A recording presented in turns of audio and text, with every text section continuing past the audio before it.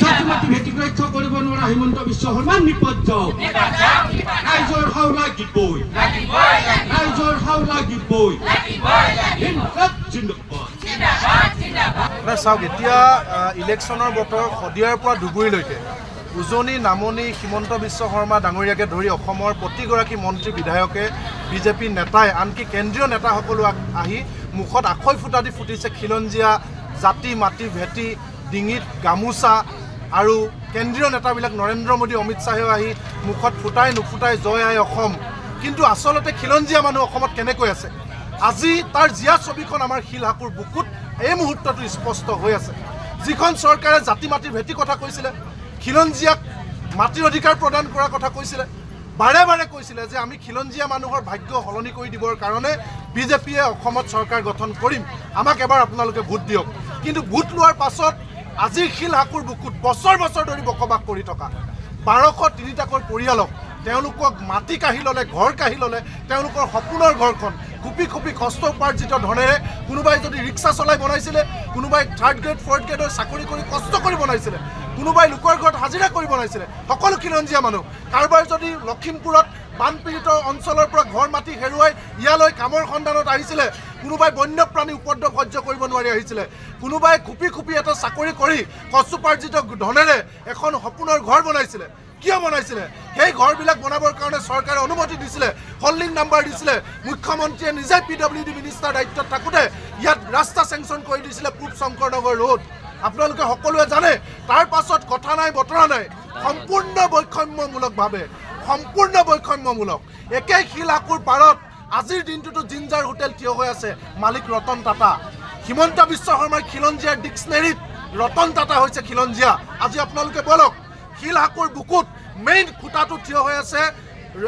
ideal শিলভিউ যাৰ মালিক হৈছে হিম্মত সিংকা হিমন্ত বিশ্ব শৰ্মাৰ খিলঞ্জীয়াৰ ডিক্সনেৰীত খিলঞ্জীয়া হৈছে হিম্মত সিংকা এইজন হিমন্ত বিশ্ব শৰ্মাই কৈছিলে ইলেকশ্যনৰ আগত মই যদি অসমৰ মুখ্যমন্ত্ৰী হওঁ বদৰুদ্দিন আজমলক দিছপুৰৰ 1 কিলোমিটাৰ ভিতৰত সোমাবলৈ নিদিওঁ আজি সেইবিলাক কথা আমাৰ মনত পৰিছে সেই আজমলৰ পত্নী ৰিজুৱাৰা বদৰুদ্দিন আজমলৰ কোম্পানী হামজা প্ৰপাৰ্টিজ প্ৰাইভেট লিমিটেডে শিলহাকুৰ বুকুত 29 বিঘা মাটি ল'লে আমি ফিটা মাৰি দেখুৱাই দিছিলোঁ শিলহাকুৰ বুকুত আছে মাটি কেনেকৈ বৈধ কিন্তু হিমন্ত বিশ্ব শৰ্মাই নুমুনাৰ ভাও ধৰিলে আজি শিলহাকুৰ বুকুত আজমলৰ মাটি থিয় হৈ আছে হিম্মত সিংকাৰ তাত জিঞ্জাৰ আইডিয়েল শিলভিউ থিয় হৈ আছে ৰতন টাটাৰ জিঞ্জাৰ থিয় হৈ আছে জয়ন্ত মল্ল বৰুৱাই নদী পুতি বুন্দাজান পুতি আজি ৰাস্তা বনাই ল'লে কিন্তু মোৰ বড়ো মানুহ মোৰ মিচিং মানুহ মোৰ কলিতা মানুহ মোৰ মণিপুৰী মানুহ মোৰ আহোম মানুহ চুতীয়া মানুহে আজি মাটি নাপায় সেয়া হৈছে হিমন্ত বিশ্ব শৰ্মাৰ খিলঞ্জীয়া সেয়াই হৈছে বসুন্ধৰাৰ জৰিয়তে মাটি দিলে কাক দিলে আপুনি বসুন্ধৰাৰ জৰিয়তে মাটি বাবা ৰামদেৱক কাক দিলে মাটি অৰুণ গুপ্তা ঋষি গুপ্তা উত্তম বেৰিয়া অৰুণ বাজাজ সেয়া খিলঞ্জীয়া তাৰপিছত লাজ লগা নাই খিলঞ্জীয়াৰ কথা ক'বলৈ গতিকে আজিৰ দিনটোত আমাৰ কাৰণে হিমন্ত বিশ্ব শৰ্মা হৈছে এজন পুঁজিপতিৰ দালাল বিজেপি হৈছে পুঁজিপতি চৰকাৰ গতিকে আমাৰ বুকুত প্ৰতিটো জেচিবিৰ কোপ আমাৰ বুকুত বাজি আছে প্ৰতি চপৰা ইটাৰ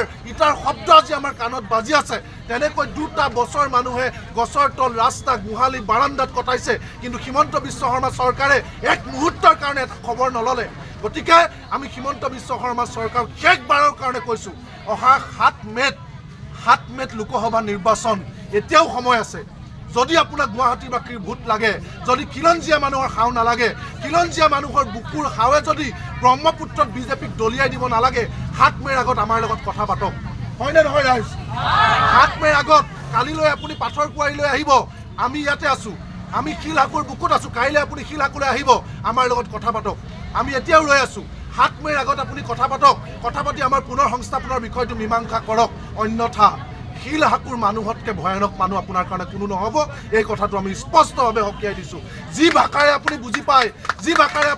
আমি সেই ভাষাৰে আমি বুজাম আমাৰ 10জনকৈ মানুহ শ্বহীদ হ'ল 10জনকৈ মানুহে ঘৰ হেৰুৱাৰ বেদনা সহ্য কৰিব নোৱাৰি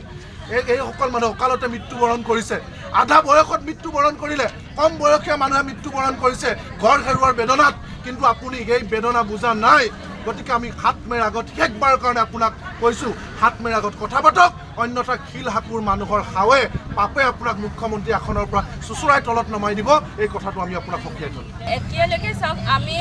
যোৱা 2টা বছৰে প্ৰতিবাদৰ ওপৰত প্ৰতিবাদ কৰি সচলৰ ধৰ্ণাস্থলীত বহিয়ে আছোঁ আৰু এই চৰকাৰখনক বাৰে বাৰে অনুনয় বিনয়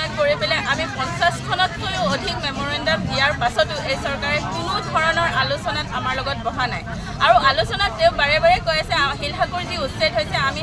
শিলশাকুৰবাসীৰ লগত আলোচনা কৰি পেলাই আমি শিলশাকুৰ উচ্ছেদ কৰিছোঁ তেওঁ কাৰ লগত আলোচনা কৰিছে আমাক স্পষ্টভাৱে জনাই দিয়ক কাৰণ আমাৰ লগততো আলোচনা কৰা নাই আজি আমি ভুক্তভোগী আমি বাৰে বাৰে কৈ আছোঁ যে আমাক উচিত মূল্যত ক্ষতিপূৰণ আৰু পুনৰ সংস্থাপন দিয়ক তেনেস্থলতো তেওঁলোকে আমাৰ কথা কিয় চিন্তা কৰা নাই আজি বহুত